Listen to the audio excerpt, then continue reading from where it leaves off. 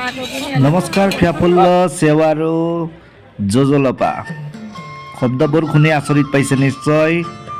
এই শব্দবিলাক হৈছে গোৰ্খা জনজাতিৰ উপজাতিসকলৰ কেইটামান নমস্কাৰ কোৱা শব্দ। হঠাৎ আজি কিয় নেপালী ক'লোঁ বুলি আচৰিত নহ'ব, কাৰণ মই আজি আহিছোঁ নৰ্থ ইষ্ট গোৰ্খা ফেষ্টিভেলত। তেন্তে পলম নকৰি আৰম্ভ কৰোঁ আজিৰ এই ব্লগ।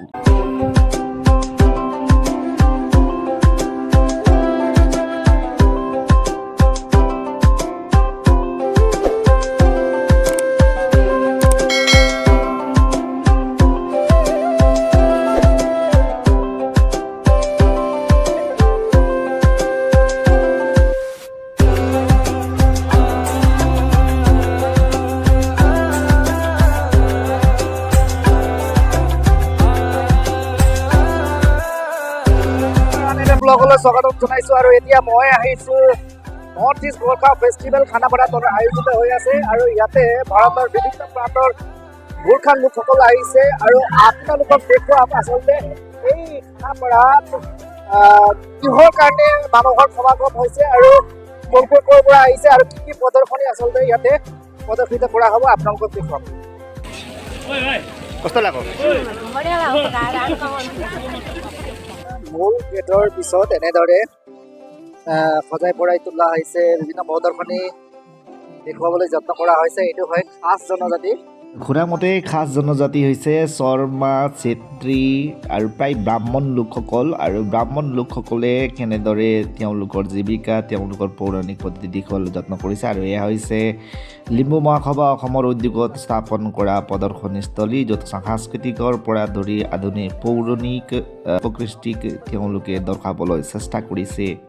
ইয়াতে দেখা পালোঁ এটা বন্দুক, আৰু এই বন্দুক হেনো মানুহ যেতিয়া মৃত্যু হয় বা যেতিয়া যুগ্ম জীৱনৰ পাতনি মেলে, অৰ্থাৎ বিবাহ হয়, তেতিয়া হেনো গুলি ফুটোৱা হয়। যদি লোকৰ মৃত্যু হয় তেনেহ'লে এটা গুলি ফুটোৱা হয়, আৰু যদি কাৰোবাৰ বিবাহ হয় তেনেহ'লে দুটা গুলি ফুটোৱা বুলি এই লিম্বু মহাসভা অসমৰ সভাপতিগৰাকীয়ে মোক জনালে।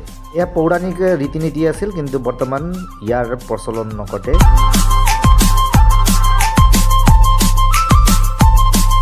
আৰু এয়া হৈছে আৰাধনা কৰা লিম্বুসকলৰ আৰাধনাস্থল। আৰু স্ক্ৰীণত দেখি থকা এওঁ হৈছে লিম্বু মহাসভা অসমৰ সভাপতি য়াকথাং লেখি লিম্বু, আৰু এওঁৰ নেতৃত্বতে প্ৰদৰ্শিত কৰা হৈছে লিম্বু জনগোষ্ঠীৰ পৰম্পৰা সংস্কৃতি। লিম্বু জাতি বুলি ক'লে এটা বীৰ জাতি, আৰু বীৰ জাতিসকলৰ পৌৰাণিক লোকসকলে, অৰ্থাৎ তেওঁলোকৰ পূৰ্বপুৰুষে কেনেদৰে যুদ্ধ কৰিছিল তাৰ অস্ত্ৰ শস্ত্ৰ তেওঁলোকে প্ৰদৰ্শন কৰিবলৈ চেষ্টা কৰিছে। গোৰ্খা জাতি বুলি ক'লে এটা বীৰ জাতি বুলি জনা যায়, আৰু লিম্বু তাৰ লিম্বু এটা জাতি হয়, জাতি গোৰ্খা মহাজাতিৰ এটা জাতি। আচ্ছা, আপোনালোকক ধৰক এতিয়া টাইটেল যদি কওঁ, কিছুমানৰ বেলেগ বেলেগ সম্প্ৰদায়ৰ বেলেগ বেলেগ টাইটেল থাকে। আপোনালোকৰ লিম্বুসকলৰ কি টাইটেল থাকে? আমাৰ লিম্বুসকলৰ যেনেকৈ মই খাপো, তাৰপিছত পয়াংগু, ডিংলেকু, এনেকৈ য়ংহা, কুৰুমাং, চনেম্বা, এই ধৰণৰ বিভিন্ন প্ৰায় 500তকৈ অধিক এনেকুৱা টাইটেলৰ থাকে। যিটো খাপৰ বিৰোধীটো বিবাহ এনেকুৱা হয়। পোচাকযোৰক ধৰক, এই সম্পূৰ্ণ পোচাকযোৰক উঠি দিয়াচোন অলপ। এই সম্পূৰ্ণ পোচাকযোৰক কি বুলি কোৱা হয়? ধৰক এইখন হেৰি চমনাংফুং বুলি কয়। আচ্ছা, চমনাংফুং, তেনেকে এইটো কণ্ঠ, আৰু এইটো ড্ৰেছ আছে, এইটো হ'ল মেখলি। আচ্ছা, এইটো হ'ল আমাৰ পৰম্পৰা, যিটো হেৰি জাতীয় পোচাক। আচ্ছা, বিশেষকৈ এই ছোৱালীসকলে পৰিধান কৰে। এতিয়া ধৰক যি এই ৰঙা ৰঙা যে দেখিছো, এই আপোনালোকৰ এই মূৰত যে লগাইছে, এইকেইটা একচুৱেলি যদি পুৰণি সংস্কৃতি আপোনালোকৰ যি আছিলে, এই সোণৰ থাকে নেকি? সোণৰ, কিন্তু বৰ্তমান এইটো সোণৰ নহয়। আচ্ছা, আপোনালোকে দেখুৱাবলৈ প্ৰদৰ্শন কৰিবলৈ চেষ্টা কৰিছে, আৰু এনেদৰে তেওঁলোকৰ খান পান যিকেইটা আছে তেওঁলোকক দেখুৱাবলৈ যত্ন কৰিছে। আৰু এয়া কি ডিম চিম বুলি যে লৈ বহিছে, এইখন হেৰি সকলে আমাৰ যিটো লিম্বু জনজাতিৰ পূজাৰীসকলে এই অনুষ্ঠানটো কৰে। আৰু এই ডিম একচুৱেলি ডিমৰ মুৰ্গী লাগে, কিন্তু মুড়ি সলনি এই ডিমটো দিয়া হৈছে ইয়াত। আচ্ছা আপোনালোকৰ কুল দেৱতাক এনেদৰে পূজা কৰে পূজা কৰে। আচ্ছা আপোনালোক ক'ৰ পৰা আহিছে ধৰক আপোনালোকৰ প্ৰতিনিধি এই যিমান ফেৰাংমা বুলি কয় ফেৰাংমা চামাসকল তেওঁলোক হৈছে গোলাঘাটৰ পৰা নজন আহিছে। তাৰপিছত ওদালগুৰি বাক্সা শোণিতপুৰ জিলাৰ পৰা মানে অসমৰ বিভিন্ন চুককোণৰ পৰা মানুহ আহিছে প্ৰতিনিধি কিন্তু তিনিটা জিলাৰ পৰা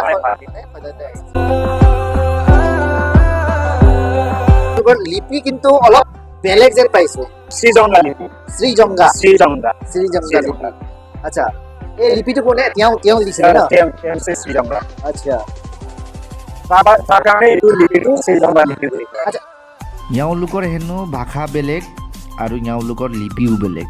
এই লিপিটোৰ নাম বোলে শ্ৰীজংঘা লিপি আৰু এওঁলোকে এটা বিশেষ আলোচনী এটা ওলাইছে সংগঠনটোৰ নেতৃত্বত। এই আলোচনী বোলে গোলাঘাটত ছপা হয় আৰু গোলাঘাটৰ পৰা তেওঁলোকৰ সংগঠনৰ সদস্যসকলক বিতৰণ কৰে। কি ধুনীয়া পদক্ষেপ চাওক। ইনিচিয়েলি এই ব্যক্তিজনে অৰ্থাৎ এওঁৰ সংগঠনে তেওঁলোকৰ জনগোষ্ঠীৰ লোকসকলক প্ৰথমে ইয়াৰ শিক্ষা দি আছে।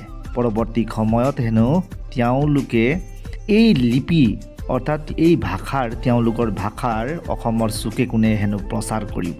কি ধুনীয়া কনচেপ্ট চাওক। আৰু সঁচাকে আচৰিত মানে যিমান সংগঠন আছে সংগঠনৰ ভিতৰত এই লিম্বু সংগঠনৰ কি ক'লে সংগঠনৰ নাম লিম্বু মহাসভা অসমৰ এই ইনিচিয়েটিভটো বহুত সুন্দৰ বহুত ভাল লাগিছে। আৰু গোৰ্খা মহোৎসৱৰ দ্বিতীয় দিনা এনেদৰে তামাং জনজাতিয়েও এনেদৰে নিজৰ প্ৰদৰ্শনী দেখুৱাবলৈ যত্ন কৰিছে। আৰু আন এটা জনগোষ্ঠী হৈছে তামাং জনগোষ্ঠী। এওঁলোকৰ সাজপাৰ বেলেগ, আপ্যায়নৰ পদ্ধতি বেলেগ, আৰাধনাৰ পদ্ধতি বেলেগ, ভাষা বেলেগ, সম্পূৰ্ণ বেলেগ এটা কমিউনিটি হৈছে তামাং কমিউনিটি। আৰু এওঁলোক বিশেষকৈ বৌদ্ধ ধৰ্মাৱলম্বী। এই মূৰ্তিটো হেনো আনিছে থাইলেণ্ডৰ পৰা। গুৱাহাটীৰে হওক বা বিভিন্ন স্থানৰ যিকেইজন লোক আহিছে বৌদ্ধ ধৰ্মৰ লোক আহিছে তেওঁলোকে এই সুযোগতে বুদ্ধদেৱক আৰাধনা কৰিছে, পূজা কৰিছে, সেৱা কৰিছে। তামাংসকলৰ মূল বাদ্যযন্ত্ৰ হৈছে টুনা আৰু এইয়া টুনা কেনেকুৱা হয় চাওক, পূৰা চিতাৰৰ নিচিনা। আৰু এই বিশেষ পাত্ৰ হৈছে তামাং লোকসকলৰ এতিয়া জনজাতীয় যি সাজ হয় তাক কোৱা হয় পং। এওঁলোকে বিবাহ যেতিয়া ছোৱালী ঘৰত প্ৰস্তাৱ দিবলৈ যায় তেতিয়া এই পাত্ৰতে পং অৰ্থাৎ সাজ ভৰাই লৈ যায় আৰু ছোৱালীক ল'ৰা ঘৰৰ ফালৰ পৰা প্ৰস্তাৱ দিয়ে বিবাহৰ। আৰু যিহেতু কৈছো মই নৰ্থ ইষ্ট গোৰ্খা ফেষ্টিভেলত আছো আৰু আহি পাইছোহি মোৰ নিজৰ কমিউনিটি নেৱাৰ আৰু মই অমৰ নেৱাৰ আৰু নেৱাৰ এক্সিবিশ্যনত এয়া আপোনালোকৰ বিষয়ে আৰু নেৱাৰী কলা সংস্কৃতি দেখুৱাবলৈ বিশেষ প্ৰদৰ্শনী ব্যৱস্থা কৰিছে অসম নেৱাৰ সন্মিলনে। আৰু এয়া আপোনালোকক কিছু দৃশ্য দেখুৱাবলৈ বিচাৰিছো। বিষয়ববীয়া কেইজনমান আৰু এওঁলোকৰ এয়া খাদ্যনে এয়া খোৱাৰ পিছত আৰু দিনটো খাব নালাগে আপোনালোকে দেখুৱাবলৈ চেষ্টা কৰিছে। আমাৰ যিহেতু নিজস্ব এটা সাজপাৰ, নিজস্ব ভাষা, নিজস্ব খোৱা বোৱা আদি কৰি আমাৰ নিজস্ব গোটেই আমাৰ পৰম্পৰা আছে। অসম নেৱাৰ সন্মিলনৰ দ্বাৰা আয়োজিত এই প্ৰদৰ্শনস্থলীত বিশেষকৈ নেৱাৰসকলৰ তেওঁলোকৰ সাজপাৰ, মহিলাসকলৰ সাজপাৰৰ বিষয়ে জানিলোঁ। এই সম্প্ৰদায়ৰ যি পোচাক মহিলাসকলৰ পোচাক এনেদৰে প্ৰায় ব্লেকেই থাকে না, ব্লেক, হোৱাইট আৰু ৰেড। আৰু এই যে মই প্ৰথমে কৈছিলোঁ যে জজলপা, আৰু এই জজলপা হৈছে নেৱাৰসকলে নমস্কাৰক জজলপা বুলি কয়। অৰ্থাৎ নেৱাৰসকলে নমস্কাৰক জজলপা বুলি কয়।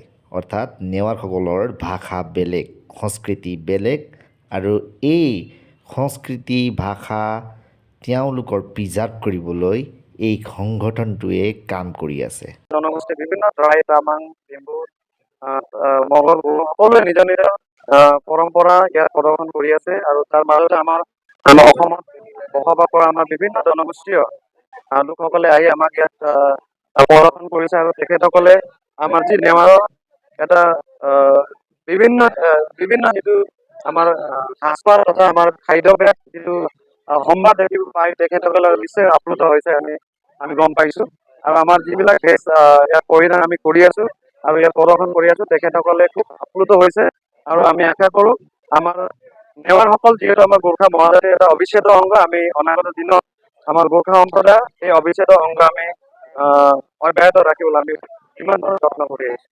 এই ভণ্টি আহিছে তিনিচুকীয়াৰ মাৰ্ঘেৰিটাৰ পৰা আৰু মাৰ্ঘেৰিটাৰ এই ভণ্টিজনীয়ে কিন্তু স্পষ্টকৈ নেৱাৰ ভাষা ক'ব পাৰে। मुस्कान শুনি লওক प्रधान নেৱাৰ ভাষানো কেনেকুৱা হয়। साउदे जना नाम मुस्कान प्रधान जी मार्गेटाला नहीं है और जी 3 दिन जुलाई को ये और इको यो प्रोग्रामिंग अन बाला को ले जरा जिसका और यो ड्रेस भोसा जैसे नेवार कल्चर है जैसे दिखे नहीं है जोना को हमू किसी कल्चर एक है और बोली तो धन्यवाद মানে কি ক'লা मैं ये बोलूँ जे म नेपाली भनौँ म यहाँ आएर 3 दिन भयो र हाम्रो यहाँ नेवारी कल्चर वेशभूषा हो हामीको र यो नेपाली नेवारको हाम्रो ड्रेस हो र यो यहाँ ठाउँ आएर राम्रो लाग्यो हामीलाई कहाँबाट सिक्यौ यसरी नेवारी भाषा नेपाली यस्तो भाषा त अब उता हाम्रो नेपालमा हाम्रो अजा अजीहरू अच्छा हुनुहुन्थ्यो र उहाँबाट सिक्यौ होइन होइन उहाँबाट मेरो मम्मी आउनु भयो अच्छा। होइन जागोनबाट जागोनमा हाम्रो सबैजना हुनुहुन्छ अजा आजीहरू अन्त त्यहाँबाट हाम्रो सानोबाट नै बोली बोली अच्छा बर्थडे नाम के प्रिय श्रेष्ठ कोरबाइसा पोरुसा मुस्कान प्रधान अच्छा कोरबाइसा मार्गेरिटा बाल তিৰুপাতে কুকুৰী বুলি কওঁ আমি এইটো কেৱল গোৰ্খা মহাজাতিয়ে যিহেতু আমাৰ নেৱাৰসকলে ইয়াক ব্যৱহাৰ কৰোঁ ইয়াক আমি পানস বুলি কওঁ अच्छा বিভিন্ন মানে নেৱাৰ সম্প্ৰদায়ৰ যিবিলাক শুভ কাৰ্য কৰোঁতে ইয়াক ব্যৱহাৰ কৰা হয় अच्छा আৰু তেনেকুৱা আছে সুকুণ্ডা বুলি মই আপোনাক দেখাব বিচাৰিছো अच्छा তেওঁলোকৰ ক'ত আহি এইটো কি নাম সুকুণ্ডা ইয়াক সুকুণ্ডা বুলি কোৱা হয় আচ্ছা নেৱাৰ সকলৰ যিবিলাক মানে যিবিলাক ধৰক আমাৰ যিবিলাক শুভ কাৰ্যবিলাক কৰোঁতে ইয়াক প্ৰথমতে আমি ইয়াক পূজা কৰিব লাগে ইয়াত আমি বাতি এটা জ্বলাই পেলাই ইয়াত পানীৰে ফুল দি পেলাই ইয়াক সেৱা কৰিব লাগে তেতিয়া আমাৰ যিবিলাক মনোকামনা পূৰ্ণ হ'ব বুলি আমি বিশ্বাস কৰোঁ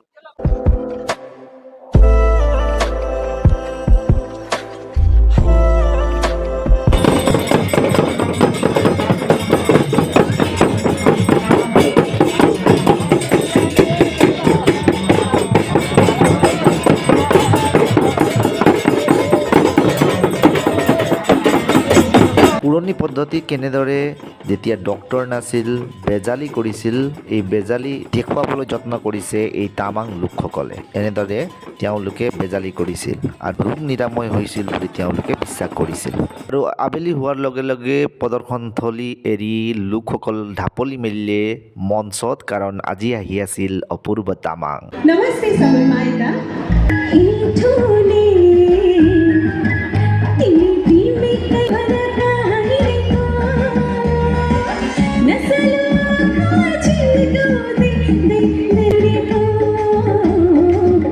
भरका हिरेको जाने आदि आदि सबैको गाउँदा पछि पछि सिक्नको मोबिरे खातले माया नदिउ बाहिरी जाने আৰু এই মঞ্চতে মোক দিলে এটা বিশেষ বঁটা আৰু জাৰ্নেলিজিম এক্সিলেঞ্চ বঁটাৰে মোক সন্মানিত কৰিলে তাৰ কাৰণে থেংক ইউ ছ' মাছ আয়োজক সমিতিক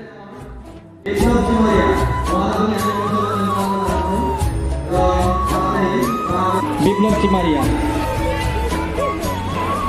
मञ्चमा निम्ताउन चाहन्छु पङ्कज शर्माज्यू उहाँलाई पनि हामी जर्नलिजम एक्सलेन्स अवार्ड प्रदान गर्न चाहन्छौँ